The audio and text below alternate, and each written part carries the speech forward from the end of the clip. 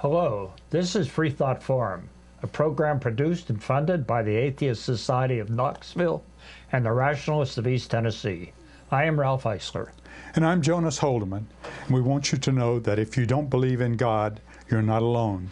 Right here in East Tennessee, you can find free-thinking atheists and agnostics. This is a show for them and for people committed to a life rooted in science and free of supernatural beliefs. This is a call-in show, but we only have one phone line. So if you can't get through, we invite you to tweet us at FFTVKNOX. While we go over a few announcements, we invite you to start calling in now at the number on the screen. Get a pen and paper, and we'll give you our email address later in the show. The Atheist Society of Knoxville frequently has a fun meetup at a bar or eatery. Tonight's meetup is at Barley's in the Old City, starting around 5:30. Look for the silver-jacketed copy of The God Delusion standing upright on the table. And as Matt Dillahunty at Atheist Experience said, everyone is welcome to our happy hour for food, drink, and conversation. But if you plan to preach, proselytize, provoke, or punch, please don't. The Rationalists of East Tennessee have several regular monthly meetings. The first and third Sunday mornings are usually lectures with lively roundtable discussions. The book club meets on the second Sunday, and the Reflections group gets together for a potluck lunch on the fourth Sunday. Visit our websites for additional details, including times and locations. We've had callers sometimes phone in and claim every word in the Bible is true, and there are no contradictions in it. It seems impossible that anyone who's actually read the Bible would take this stand.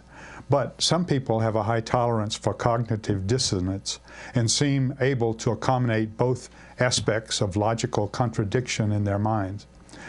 Because of a lot of recent discussion of biblical inerrancy in the local newspaper, we're going to spend some time today discussing the foolishness of what can only be called the cult of Bible veneration. But before we discuss these points, let's look at some items in the news.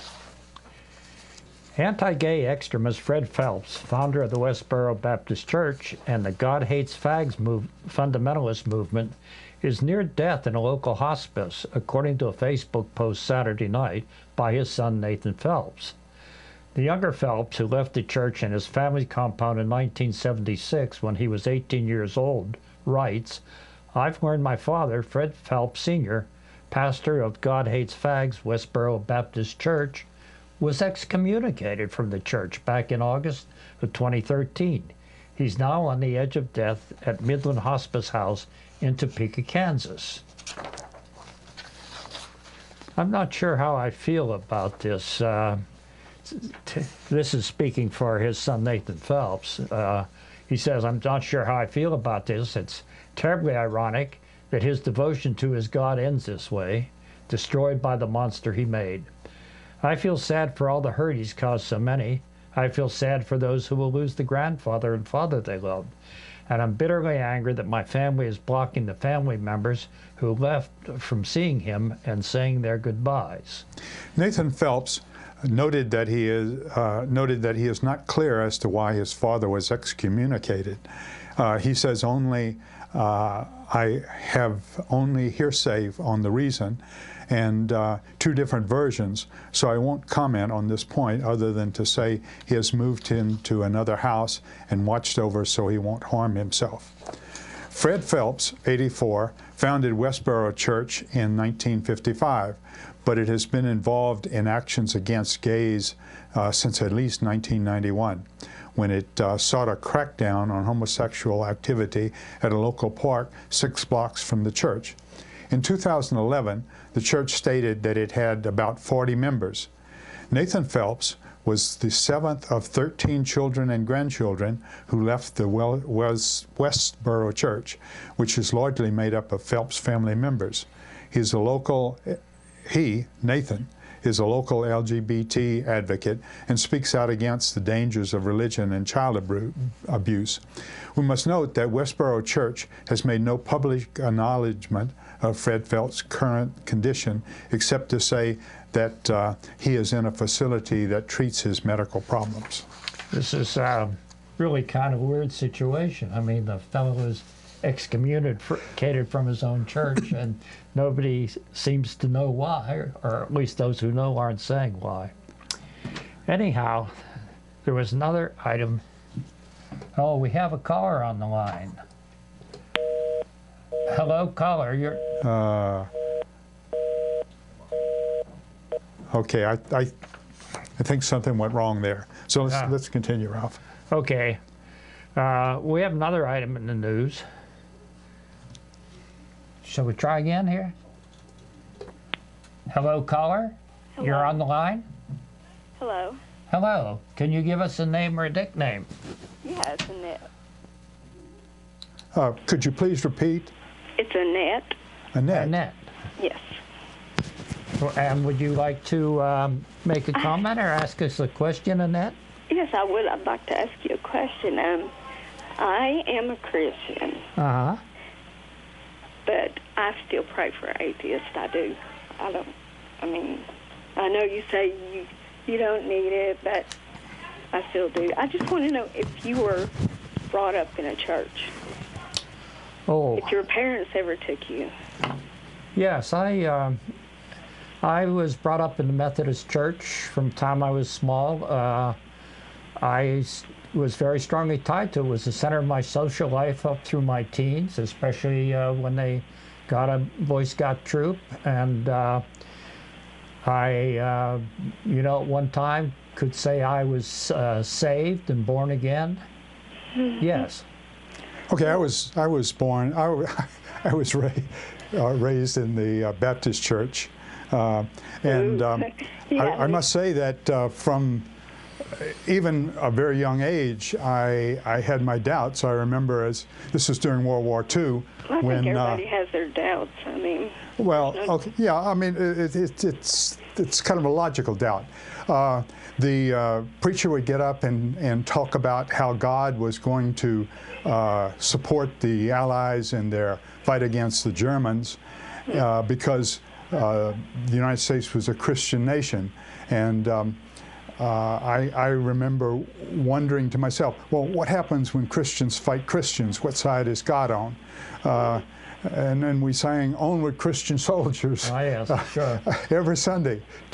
But as a teenager, I was introduced to a book called "Some Mistakes of Moses" by Robert Ingersoll, and I must say that that was life-changing to me. So that's kind of where I stand. Yeah, that just, I don't know, it just bothers me. But, What bothers you? well, just to know that you think when you die, that's it.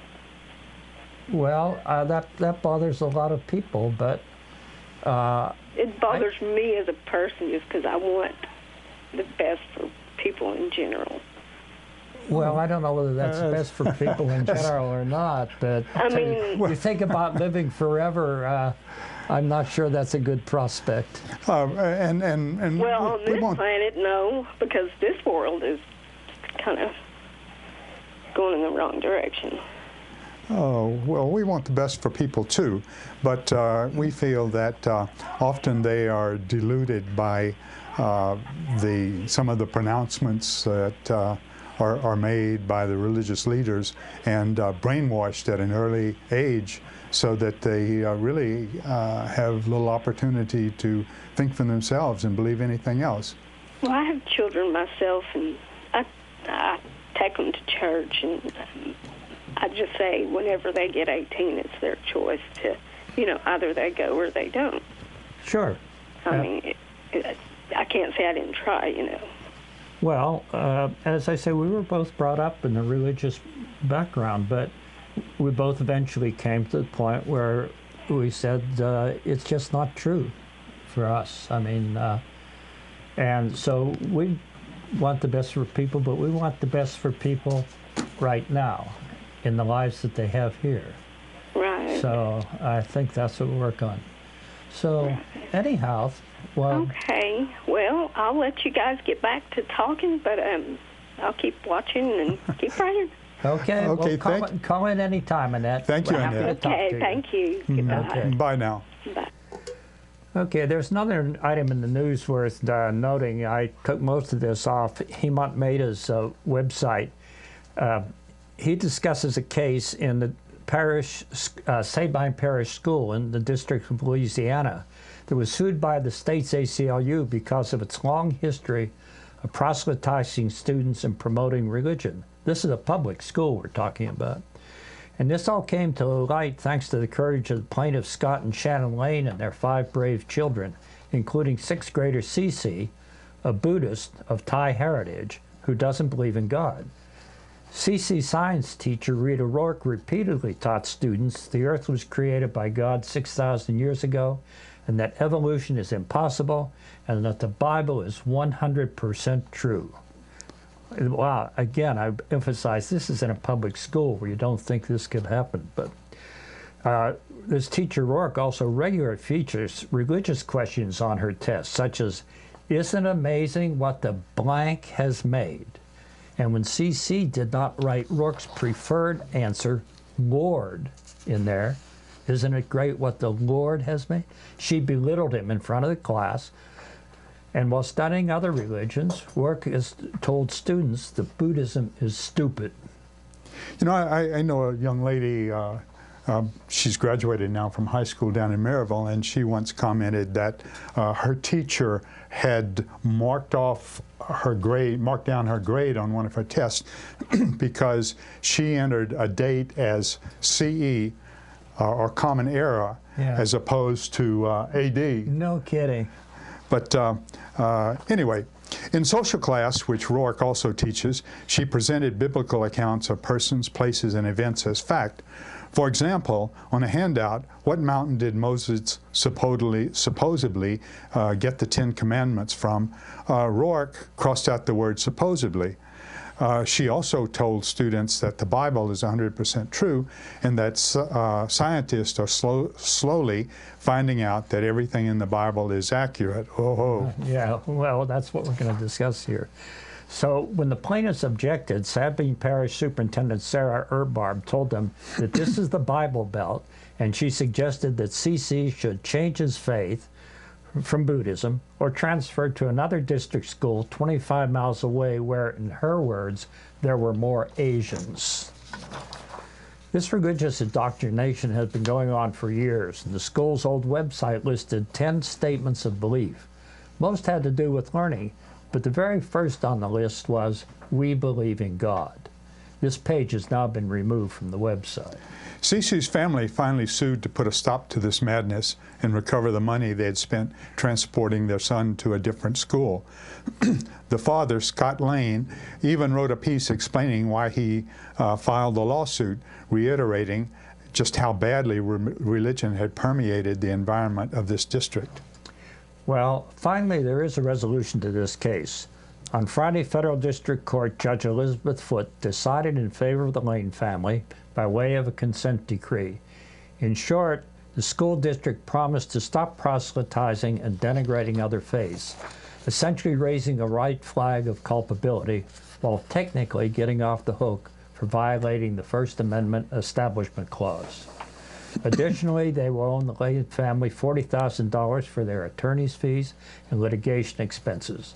Sharon Lane will receive $4,000 to make up for costs of driving her son to another junior high school, and Scott, Sharon, and 3 of their children will receive $1 each for injury. Now, that may seem kind of dumb, but this amount recognizes that the family members suffered while acknowledging that this suit was never about money in the first place. Some of the board's district-wide practice and customs alleged in the complaint, if proven, would violate the Establishment Clause of the First Amendment of the United States Constitution. Some of the board's practices and customs endorse and promote religion, have the purpose or effect of advancing religion, and are coerce religious exercise directly or indirectly. The judge stated that the clerk shall enter judgment in favor of the plaintiffs.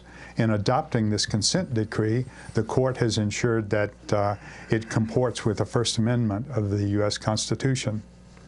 So while C.C. and his family received much support from the community, including some local congregations, and from across the country, they've also been harassed by way of crank calls to their house and work. And last month, C.C.'s mother was accosted while doing yard work.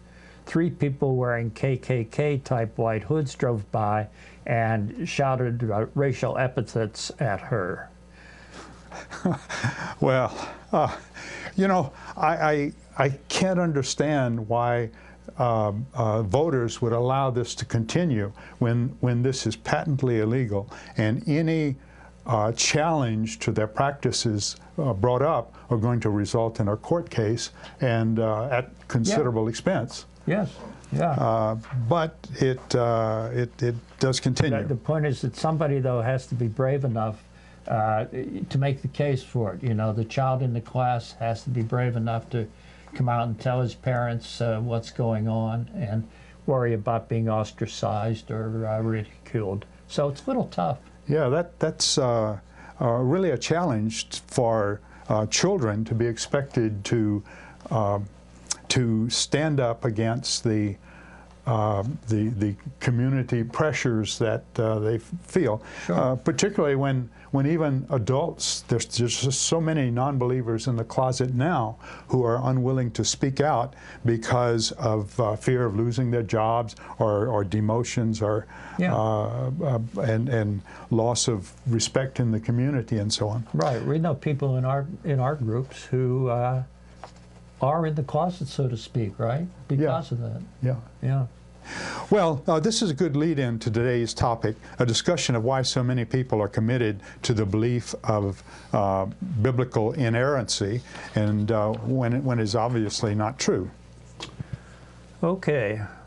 Well, this brings us to our main part of our program, main discussion.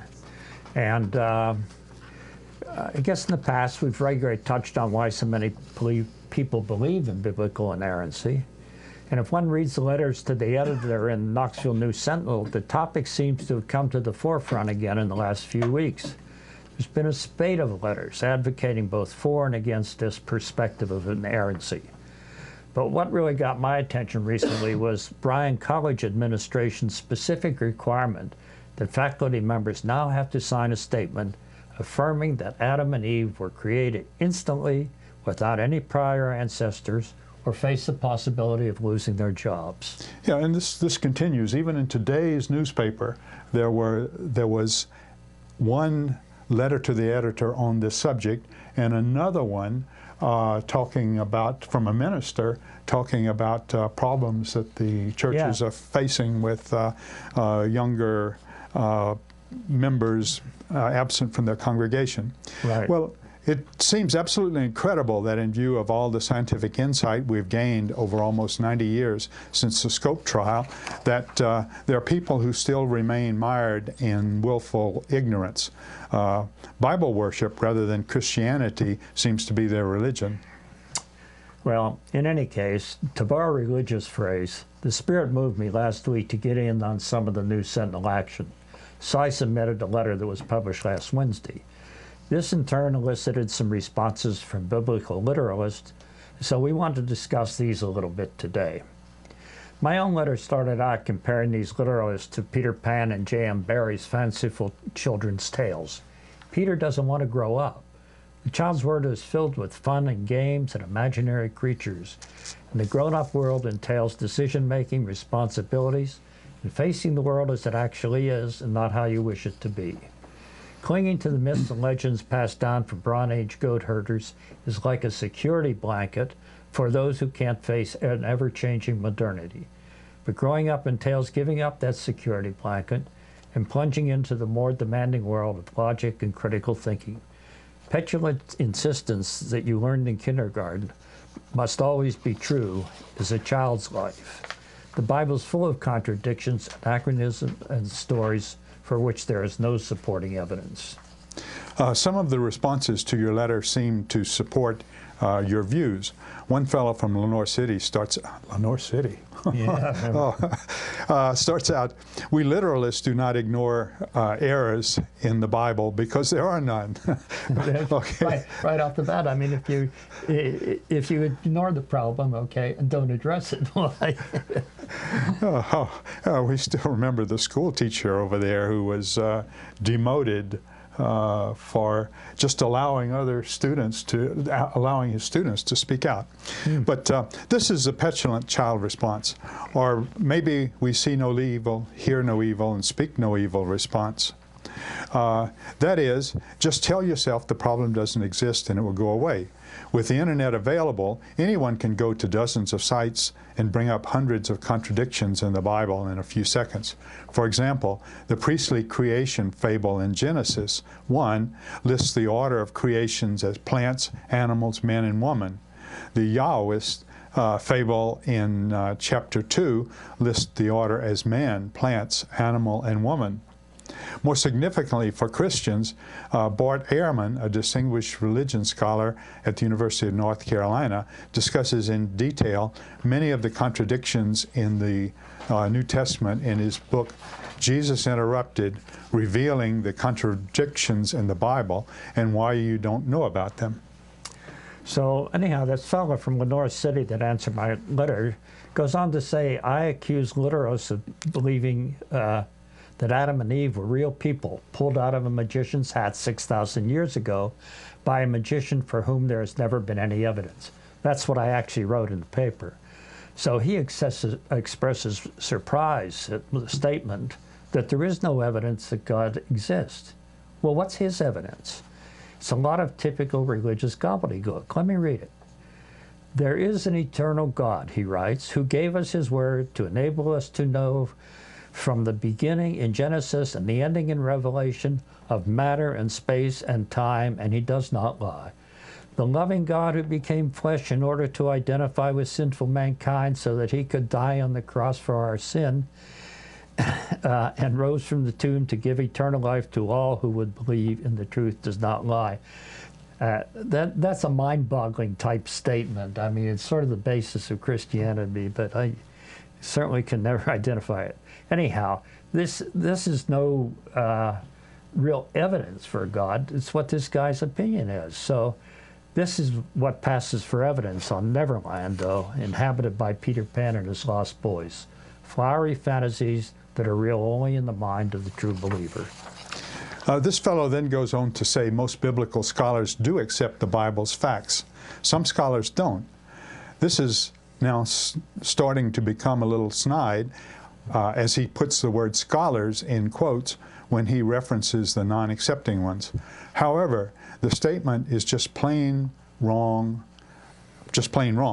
Most scholars don't accept the biblical stories as being literally true. As Bart Ehrman says, one of the biggest shocks to divinity students when they get away from fundamentalist schools like Moody Bible College or Wheaton is finding that their seminar professors are not wedded to biblical inerrancy. Yeah. It's only in these very fundamentalist seminaries that you find people who believe the Bible stories, and it's not because they've done any study, it's because they've started out with that position, like this letter writer has, that the Bible is literally true, there are no contradictions. Yeah. And so long as they stay in those isolated little schools there, they don't have trouble. You know, one of our frequent hosts here is Joe Bornhart. Yeah. And in conversation with Joe, Joe started out as a Baptist minister and taught religion and philosophy at different places, ending up at in Texas. And he describes the experience of many divinity students who come believing in the literal accuracy of the Bible, and then they discover, well, there's some contradictions here, and so they have to adjust their beliefs, and then they discover more and adjust their beliefs, and little by little, a lot of the belief system that they come with is eroded away. Yeah, and the clergy project that's run by the Freedom from Religion Foundation, I think now has over 400 people involved in it. And this is a group that has been founded to give support to preachers who no longer believe mostly in this literal truth of the Bible, or maybe in Christianity at all. Yeah, well, much of the tragedy is that they've spent their whole early life preparing for this, and maybe their entire career in the pulpit, and they begin to develop doubts and disbeliefs, but they can't say anything about them because they would lose their job, the support of their families, and since they've done nothing else, they have no other skills. That's right. So they're locked into a position which is intolerable, but they often cannot do very much about it. Yeah, and those in the clergy project, and it's a very closed group. The identity of these people is held in great confidence, and it's not just Christian ministers, but Jewish and Islamic are also among the... Yeah, and even Terry Mattingly, who writes the religious column that's published in the News Sentinel, I think about a year, maybe a little more than a year ago, had a column on exactly this problem of ministers behind the pulpit who were, telling their congregation what they wanted to hear, but the ministers themselves didn't believe it. Yeah. So it's probably a more widespread problem than even the people, number of people in the clergy project reflect. Yeah, and even a kind of intellectual dishonesty is condoned by groups.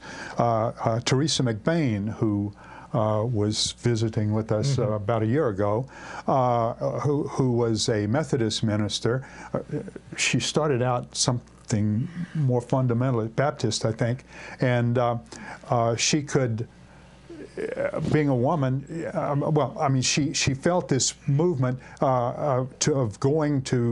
she wanted to get in the ministry, but the Baptists didn't accept female ministers, so she became a Methodist. Well, we have another caller here now, so let's... Hello, caller. You're on Freethought Forum. Hello? Do you have a name or a nickname you can give us? Oh, no. Just call me Caller. Caller, okay. Yeah, I was noticing your subject was biblical inerrancy, and I was wanting to share my favorite source on that. Okay.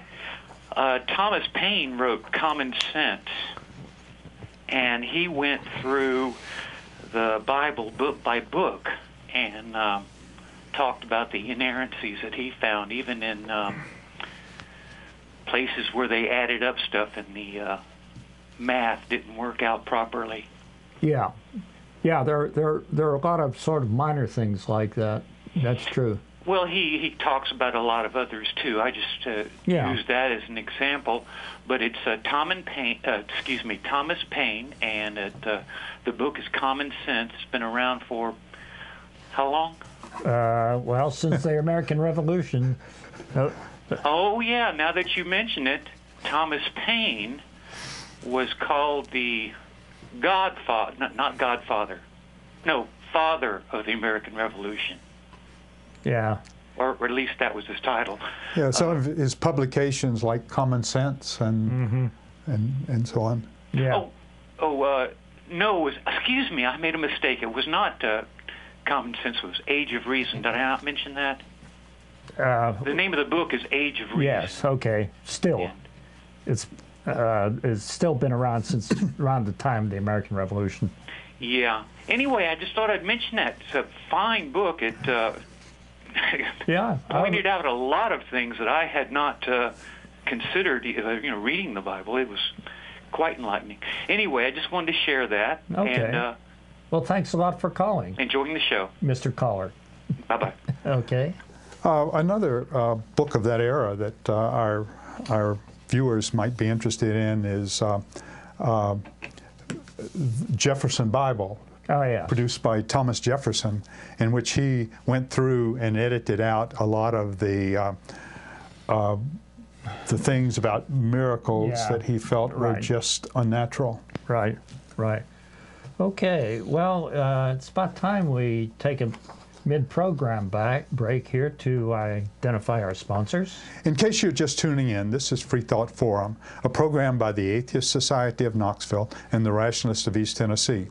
Freethought Forum is funded jointly by them and by individual contributions. Shows are live most every Tuesday from 5 to 6 p.m. Eastern on Community Access Television. You can also see it streaming online outside the Knoxville area. Just go to ctvknox.org. Okay, well, this is a call-in show, and we are live today. And viewers can call in now to the number on the screen or tweet them to us at FFTVKNOX. The Atheist Society of Knoxville, or ASK, meets 2 times a week. We have evening meetups for fun, drink, and food and conversation. ASK's purpose is to supply a venue for community, camaraderie, and outreach to atheists, agnostics, freethinkers, and other like-minded persons in the East Tennessee area. Okay, Sam, can you run the promos?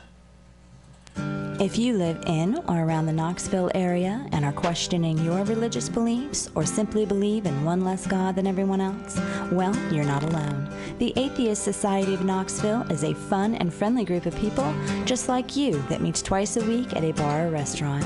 We meet every Tuesday night following the show at Barley's Tap Room and Pizzeria for happy hour. You'll find our group either inside or on the patio.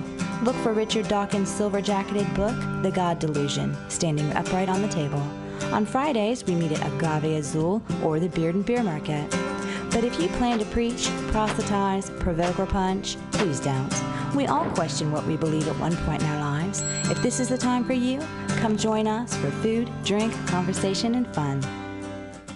Do you find stories of talking snakes laughable? Do you prefer the scientific method over supernatural beliefs? Are you concerned about religious leaders and organizations imposing their values and rules on your body, your family, and the rest of our society? Well, take comfort in the fact that you're not alone. The Rationalists of East Tennessee meets weekly for fellowship and provides a forum for people who support skeptical thinking and rational discussion of these and other issues. To find out more information or to find out about our next meeting, visit us on the web at www.rationalist.org. We're back on now. I think maybe we have another caller. Yeah. Hello?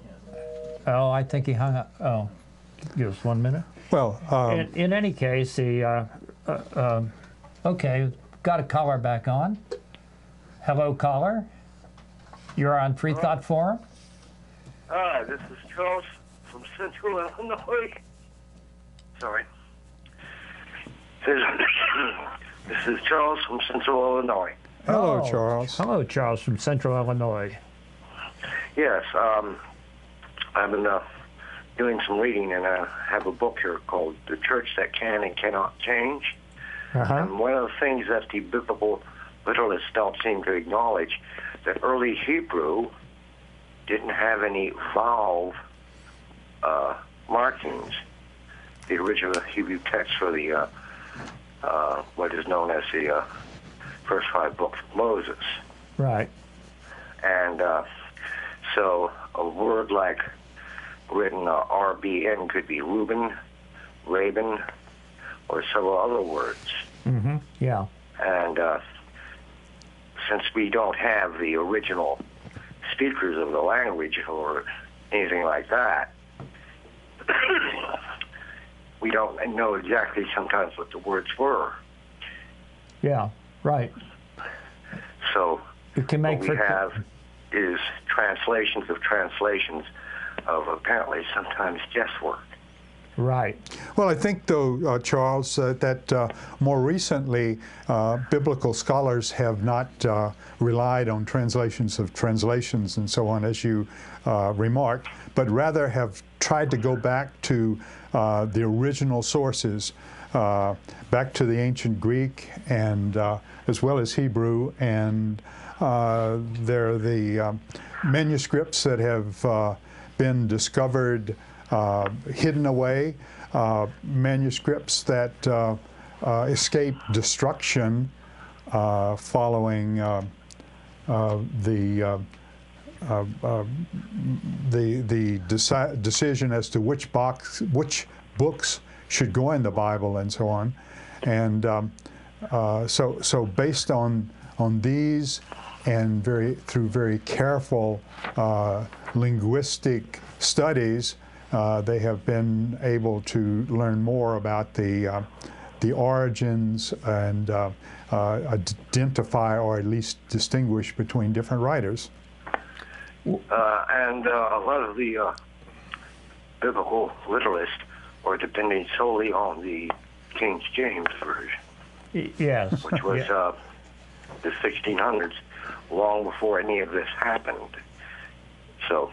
Yeah, a little way down the line here, I'm going to discuss exactly what you're bringing up about a mistranslation because of a translation that now appears in most Bibles. I may be a little obscure in what I'm trying to say here, but if I get to it, why, you'll know what I mean. Yes. Also, the fact that a lot of the people who are biblical literalists haven't actually read the Bible themselves, but are depending upon what other people have taught them the Bible said. Yes. And you can see that when you have encounters between, say, Aaron Raw and Matt Dillahunty and so forth with these biblical literalists. For instance, the well-known example is that, come on, what's his name? There we go. In Leviticus 22:7, it states that a father has the right to sell his children, his daughter. Yeah, into slavery. Okay. But you won't. How many times do you think that's been said in the pulpits and biblical literary courses and so forth of the literalists? Yeah, not very often. I'm afraid those things kind of get swept under the rug. Yeah, and if one accepts the literal interpretation of the Bible, the inerrant Word of God, that this is God speaking, then this is God telling people that they can sell their children in that particular part of the Scripture. And before I go, I'll do a follow-up. The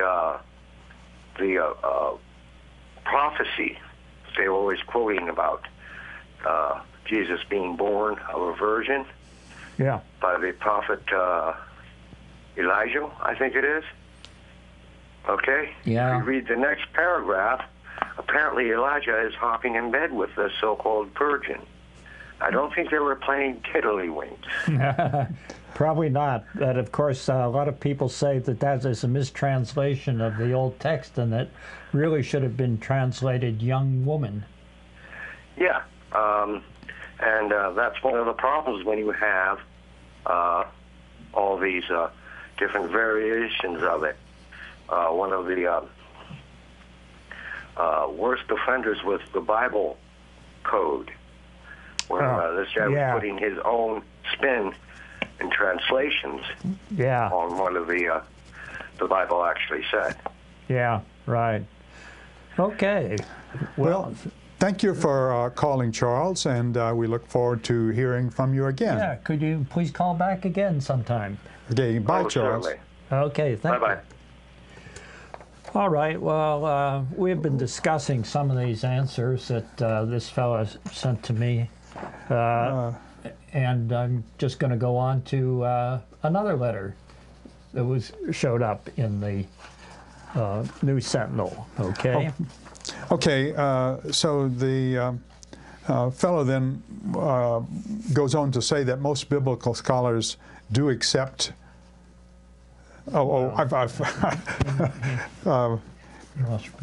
Okay. Okay. So anyhow, there's another writer who wrote in making an even more bizarre claim about the Bible being the Word of God.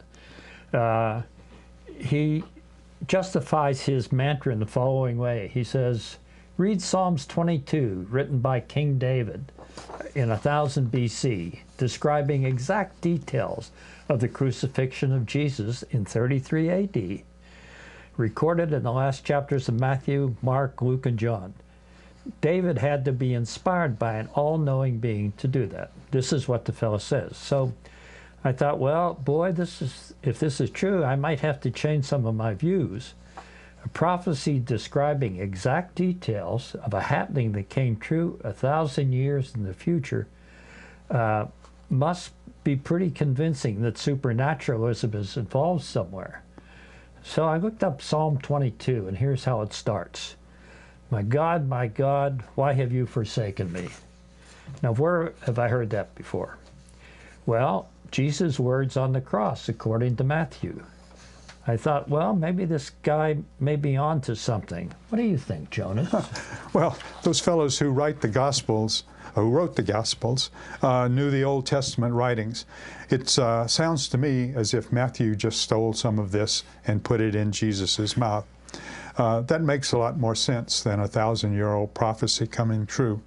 Matthew, in particular, among the gospel writers, was always trying to twist things to make them seem like they had been prophesied earlier.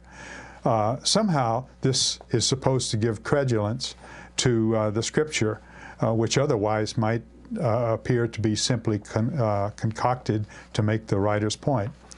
But maybe some other parts of this psalm support out of the letter writer's contention that the prophecy of for Jesus' crucifixion. How about this? Dogs surround me. A pack of villains encircles me. They pierce my hands and my feet. All my bones are on display. People stare at and gloat over me. Sounds like describes a crucifixion? Yeah, it sounds like it does. So I thought, well, again, as I said, maybe I'm going to have to rethink my views about biblical prophecy. But I did a little research, and I found a pretty extensive analysis of this verse on the website called The Rejection of Pascal's Wager. It appears to be done by a couple of people who seem to be pretty knowledgeable about ancient Hebrew and texts containing this psalm. This work's too detailed to be discussed in detail here, but it is analysis of various documents in the Hebrew text and the meaning of certain words. In short, the scholars who did the analysis conclude, we are certain there is no prophecy of the crucifixion in Psalm 22:16b. There are two alternative readings in the Hebrew text circulating at that time around the turn of the Common Era. The first, Ka'ari, K-A-A-R-I, like a lion, obviously has no relation to any crucifixion. The second, Karu, K-A-A-R-U, may be meaningless, but even if it is meaningful, none of the meaning guessed at by the ancient independent versions or by modern scholars compels a reading of piercing. In fact, none of the early Christian writers, right up to 150 CE, interpreted Psalm 22:16b to be a direct reference to the crucifixion. And notably, none of the gospel writers quote it as a prophecy being carried out, predicting the crucifixion. So the reading as it stands in the Masoretic text, like a lion, is still the most probable reading, for it fits into the imagery of the whole Psalm 22 better than the guesses of modern scholars or ancient translators. So they say the best translation of these verses is, for dogs are all around me, a company of evildoers encircles me like a lion, my hands and feet, I can count all my bones. So let's see what else this biblical literalist who brought this up says to justify his position. He makes a statement that archaeologists continue to uncover solid evidence that supports the Bible. One example is the Hittite Empire, which is mentioned prominently in 2 Kings 7:6. These people were forgotten by historians until archaeologists found cruciform texts about them in Egypt and the Middle East. There are 2 problems with this defense of a blanket for acceptance of the truth of everyone, of everything in the Bible. The first is obvious. It would be strange if there weren't some things in the Bible that were historically true. It doesn't follow that everything is true. Second, the Hittites, to which the writer refers, seem to have been a Canaanite group that was not necessarily even related to or associated with the Hittite people of Anatolia, far to the north, who were the objects of the archaeological studies to which he refers. This is the kind of stuff that gets brought up. You know, any little tidbit that looks like it might support the literalist Bible interpretation gets pushed by these people, and they ignore any other scholarly work which comes out. I mean, this clearly is not a real argument for believing the Bible at all. Okay, and finally, the second letter writer closes with the statement, "The Bible is the most complete moral and spiritual guide man has ever received. People should spend more time studying it and less time focusing on unproven accusations of its errors." See, he won't accept any idea that there are any errors in the Bible at all. Okay, well, this is another message from Neverland. We've already discussed the fact that the Bible is full of inconsistencies, and there are numerous books and websites dealing with these. And we'll take up the question of anachronisms and downright fabrication in a few minutes. But I'll make just a passing comment on the Bible as a moral guide. It's best summarized in this quote from Richard Dawkins. And this is pretty devastating. So, whether you believe him or not, but Richard says, "The God of the Old Testament is arguably the most unpleasant character in all fiction. Jealous and proud of it, petty, unjust, unforgiving control freak, a vindictive, bloodthirsty ethnic cleanser, a misogynistic, homophobic, racist, infanticidal, genocidal, filicidal, pestilential, megalomaniacal, sadomasochistic, capriciously malevolent bully." I don't know how he got all those words into one paragraph myself, actually into one sentence. Now, this is pretty harsh, but if you actually read the Bible, and if you actually believe everything in the Bible is true, you can't disagree too much with Dawkins. And to come out and after all this and say, well, yeah, but he's really a loving God who's going to let you live forever if you accept him, accept Jesus as your Savior. And then the next paragraph say, but he's going to kick your butt into hell forever if you don't. Yeah, it would be an interesting challenge to take each one of these words, bloodthirsty, ethnic cleanser, and cite the part in the Bible where this is done. For instance, in Exodus, Moses. Right.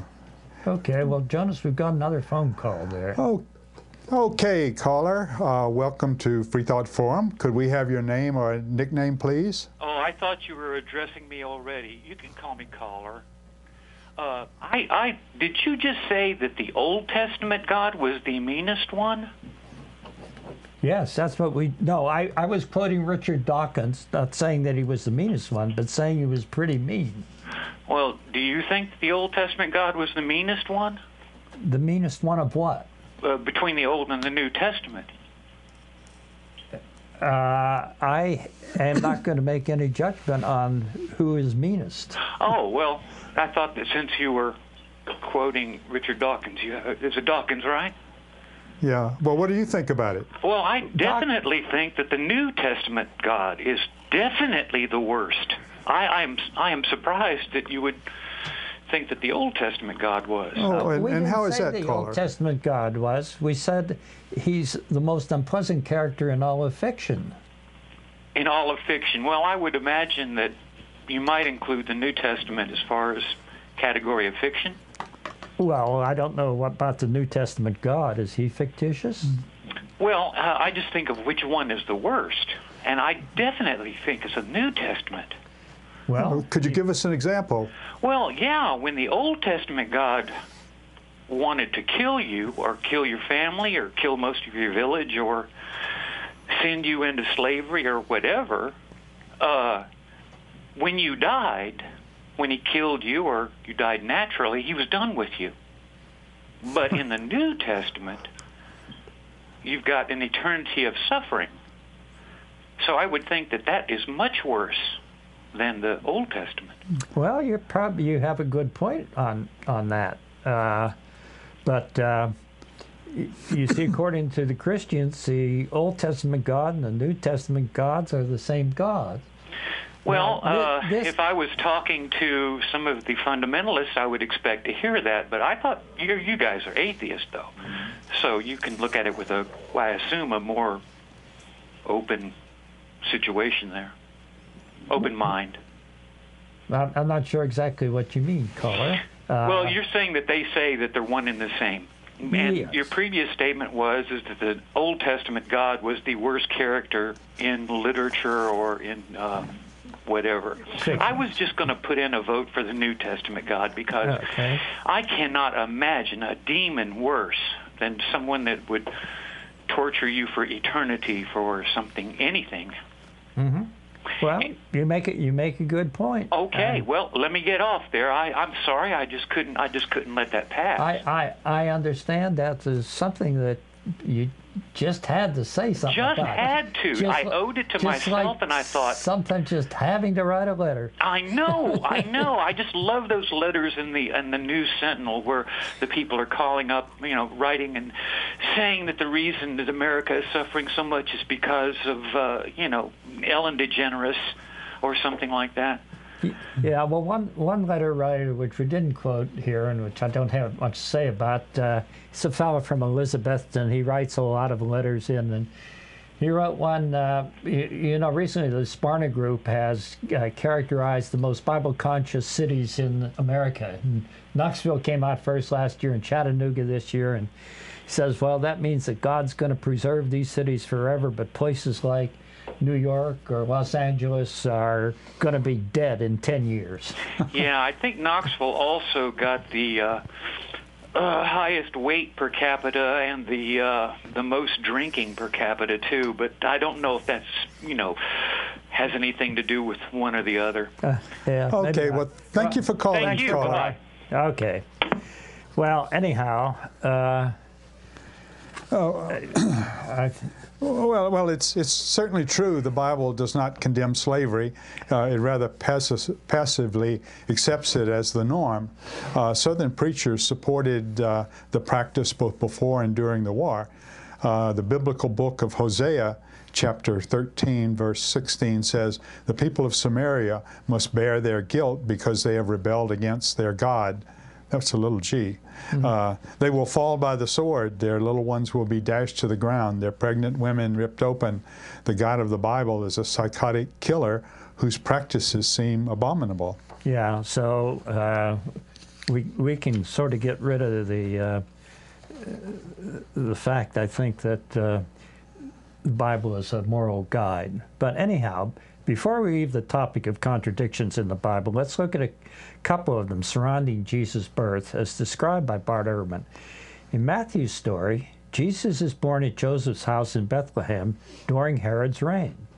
Joseph is warned in a dream that Herod is planning to kill all males around Bethlehem who are under 2 years of age. So he flees to Egypt with Jesus and Mary. They return to live in Nazareth only after Herod dies. In Luke's story, a census is taken during the time Quirinius is governor of Syria, which required everyone to return to his ancestral home to register, which is nuts anyhow. So Joseph and Mary go from Nazareth to Bethlehem, where Jesus is born. Then they immediately return to Nazareth. The problem is that both stories cannot be correct. Many historical sources show that Quirinius did not become governor of Syria until the year 6 Common Era, 10 years after Herod's death. Also, the flight into Egypt described in Matthew is at total odds with the statement in Luke that they returned directly home after Jesus was born in Bethlehem. You certainly couldn't find two more contradictory accounts of Jesus' birth. Yeah, this is so obvious that, as one caller said before, a lot of these people who deny there are contradictions in the Bible seem not to have read the Bible at all, quite frankly. And this one just really stands out, you know. You don't have to do any fancy parsing of the words to see it. So anyhow, we've discussed contradictions in the Bible to some extent, and we don't have much time left. We could go on to discuss why there are other reasons it cannot be literally true. We can consider some anachronisms that give away the fact that the authors were creating fictions rather than reporting history. A short one here. How about camels? There's a recent article by John Noble Wilford titled, "Camels Had No Business in Genesis." He points out new investigations that substantiate previous conclusions that there are too many camels in the Bible, out of time, not of place. This may sound funny, but let me go on. Camels probably had little or no roles in the lives of early Jewish patriarchs such as Abraham, Jacob, and Joseph, who supposedly lived in the first half of the second millennium BC. And yet stories about them mention these domesticated pack animals more than 20 times. Genesis 24, for example, tells of Abraham's servant going by camel on a mission to find a wife for Isaac. These anachronisms are telling evidence that the Bible has or was written or edited long after the events it narrates and is not always reliable as verifiable history. These camel stories do not encapsulate memories from the second millennium, said Noam Mizra, an Israeli biblical scholar. But they should be viewed as back projections from a much later period. Dr. Mizrahi likened the practice to historical accounts of the medieval events that veers off to a description of how people in the Middle Ages used semi-trailers in order to transport goods from one European kingdom to another. Two archaeologists, says Tel Aviv University, for them, the anachronisms were a motivation to dig for camel bones at the ancient copper smelting camp in the Arava Valley in Israel and in Wadi Fanan in Jordan. They sought evidence when camels were domesticated and were first introduced into the land of Israel from the surrounding region. Yeah. Well, the conclusion is that, as they say, these stories were written long, long after people were supposed to have lived like Abraham, etc., and so they have a lot of inaccuracies in them. People were projecting backwards from their day. Well, Ralph, I think we have to finish up now. Yeah, it's time to start wrapping things up. Get out your pen and paper. This has been Freethought Forum, a program by the Atheist Society of Knoxville and the Rationalists of East Tennessee. Please send us feedback. Leave voicemail at 865-272-9060 or email us at freethoughtforum@yahoo.com. You can see this show most Tuesdays from 5 to 6 p.m. Okay, so our thanks to Sam and to John for manning the phones out there and for technical help, and to all our callers. Okay.